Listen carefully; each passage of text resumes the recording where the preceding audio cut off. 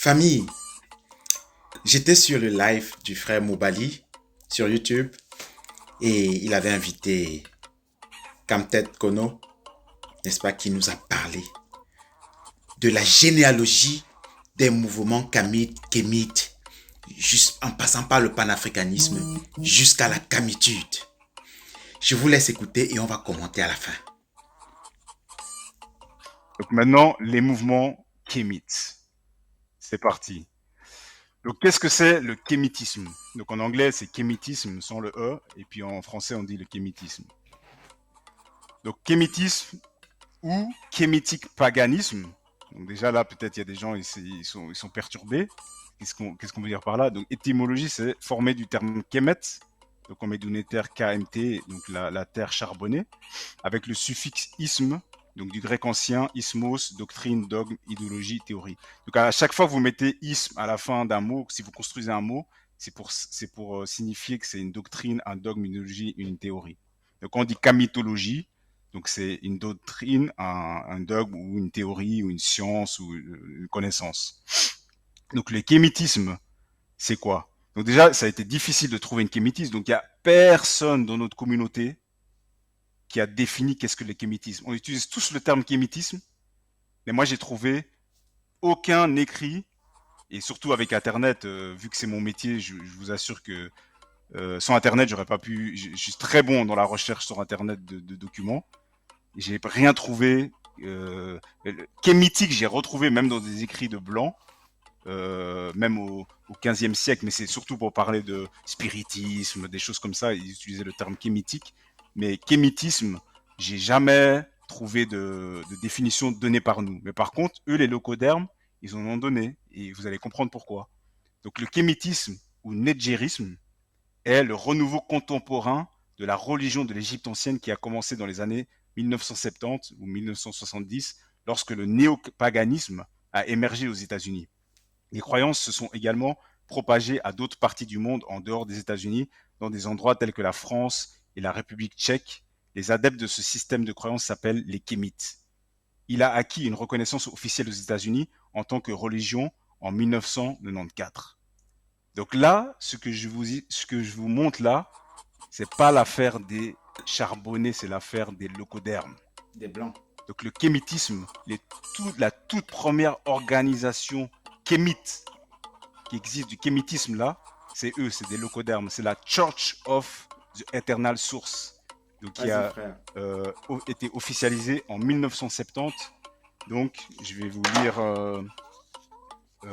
un peu le descriptif de ces gens-là. Donc maintenant, vous allez réfléchir à deux fois avant de,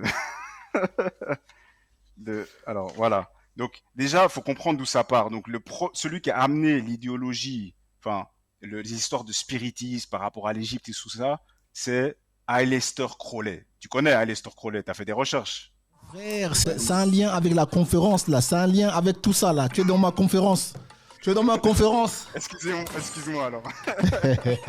Mais c'est bon, Mais je vais pas vas-y, aller. vas-y, vas-y. Voilà. J'y serai Donc, après. Aleister Crowley, donc c'est le premier qui a amené ces histoires-là. C'est en 1900, on parle. Hein, en 1900. Donc il est considéré comme un grand sorcier noir sataniste. Donc il a écrit un livre en 1904 qui s'appelle le livre Liber Alvel Legi, qui veut dire le livre de la loi, qui mélange du spiritisme avec. Parce qu'en fait, c'est quand il a été faire un voyage en Égypte qu'il a eu une vision, et puis tout son truc s'est basé sur Ra-Horakhti. Donc Ra-Horakhti, c'était Horus avec le disque solaire sur la tête, donc il a eu une vision, et puis donc il a commencé à s'intéresser à l'égyptologie, à étudier, et puis il a constitué en fait, il a commencé voilà, constituer en fait il a fait réémerger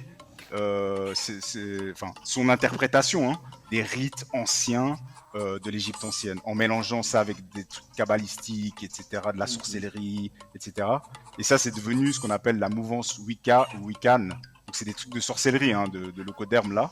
Mais c'est tout mélangé. Il y a plein de sectes, de mouvements de ces trucs-là. Exactement. Et là-dedans, donc beaucoup de membres de ce groupe-là, Church of Eternal Source, ils ont baigné d'abord là-dedans, et puis ensuite ils ont donc fondé cette histoire-là. Donc ça a été fondé en 1963 par Donald D. Harrison, Donc il organise, à la base c'était des festivals qu'ils faisaient en été, des cérémonies quand il y avait le lever du soleil. Donc vous voyez là, ils se déguisent, ils mettent leur chapeau, ils se prennent pour des kémites quoi. Là même il y a un frère qui était couché là, je sais pas ce qu'il faisait là.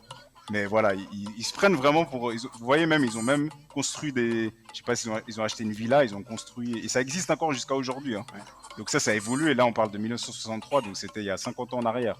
Donc ce truc-là existe toujours. Il y a même plusieurs branches aux États-Unis. Et ensuite, en 1969, il a rencontré Harold Moss, qui était un pasteur. Et puis, donc, ils ont enregistré l'église. Et donc, la Church of Eternal Truth suit les principes de la spiritualité de la religion égyptienne, notamment en honorant tous les anciennes divinités égyptiennes, dont la déesse Mat, pour trouver l'équilibre, l'harmonie et l'ordre avec soi-même, le monde et les divinités. Ils ont rétabli les rites égyptiens tels qu'ils étaient pratiqués dans les temples et intègrent ces croyances dans leur vie quotidienne. Les informations sont basées sur des études égyptologiques, sur les traductions des textes anciens ainsi que des révélations personnelles. Donc là, les gars, en 1970, ils se sont pris pour des kémites. Ils se font appeler des kémites. Hein. Ils ont même des noms, Sat, Aset, etc., Horus, etc. Et puis ils se prennent vraiment pour des kémites. Donc eux-mêmes, ils nient l'Égypte nègre. Pour eux, même aujourd'hui, et je suis allé sur leur site, pour eux, les Égyptiens, c'était des blancs. Et puis voilà, ils sont dedans. Donc au début, c'était du folklore comme ça. Et puis maintenant, ils pratiquent vraiment ça. Ils font leurs prières et tout ça. Horus, Aset, etc.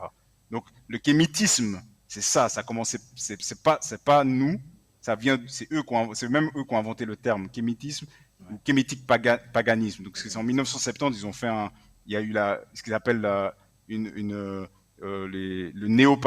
néopaganisme, donc toutes les religions anciennes, grecques, machin, en fait ils ont dressé, parce qu'il y avait des gens qui ont créé des sectes, des associations un peu, chacun priait ses trucs, Thor, les dieux celtes, etc. Puis ils ont dressé un peu tout ce qu'il y avait répertorié, et puis ils ont fait une sorte de dictionnaire, puis ils ont dit, il y a le kémitisme, et puis le kémitique paganisme, et puis il est incarné par, à cette époque-là, cette association-là.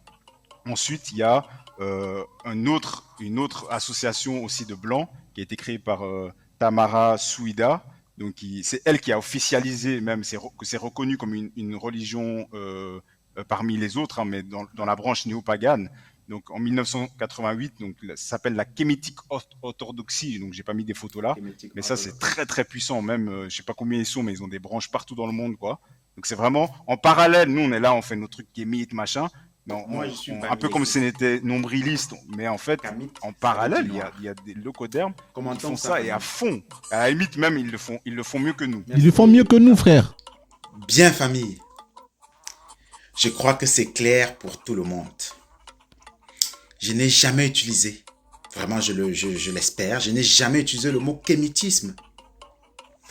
J'ai dit que nous sommes des kamites, mais nous ne pratiquons pas le kémitisme.